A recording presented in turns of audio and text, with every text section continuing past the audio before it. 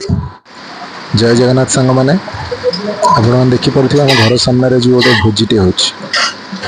भोजी आरंभ है बेल ठार वर्षाटा ठीक 3टा बेल आरंभ होगा 2 घंटा हम वर्षा चली मो गाड़ी ठिया पदारे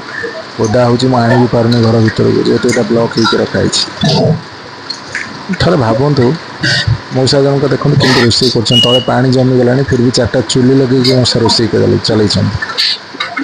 थे भावतु भोजी जो दिन हम जब से दिन एमती वर्षा हुए तो भोजी करुवा लोकर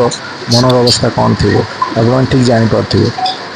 ये सीना रोषे कर किसी असुविधा ना कहीं उपरे आम पाल पड़ा पड़ी जहाँ आइडिया कर ठीक कामटा कर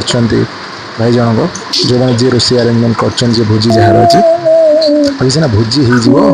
किंतु भोजी आरंभ होला बेलू लोक मैंने जो आसो टाइम हम 7टा अधिक लोक मैंने जब वर्षा न कमी थी कमी आसो सीना पाल पड़ी ठिया खाया किसी असुविधा नहीं कि आसपा तो असुविधा अच्छी ना तो प्रभु जगन्नाथ करूँ कि वर्षा से समय छाड़ी जाऊ लोक आसतु भोजीटा सक्सेसफुल हो।